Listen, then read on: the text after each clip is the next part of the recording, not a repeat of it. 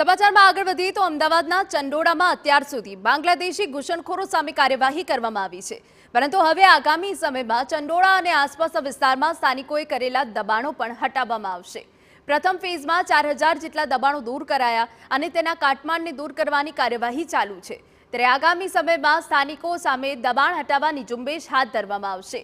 દબાણો દૂર કરવા માટે નોટિસ આપવામાં આવશે અને લોકો પોતાની રીતે દબાણ ખાલી નહીં કરે તો લેન્ડ ગ્રેબિંગનો કેસ દાખલ કરાશે। આગામી સમયમાં તબક્કાવાર રીતે ચંડોળા તળાવમાં પાણી ભરવામાં આવશે।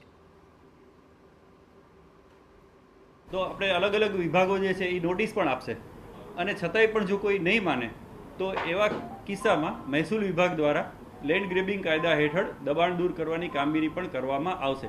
પરંતુ આ બધી જે છે એ આપણે અપેક્ષા એવી જ રાખીએ છીએ કે લોકો સ્વેચ્છાએથી દબાણ દૂર કરે। આ બધા જે છે એ એક્સ્ટ્રીમ જે પગલાઓ છે કે જેના ભાગરૂપે આવું કામ કરશે અને આ દબાણ દૂર થઈ ગયા પછી આયોજન આપણું એવું છે કે આ જે તળાવ છે એને તબક્કાવાર એકાએક નહીં ભરી શકાય, પણ તબક્કાવાર આપણે તળાવને પાણીથી ભરી દઈશું।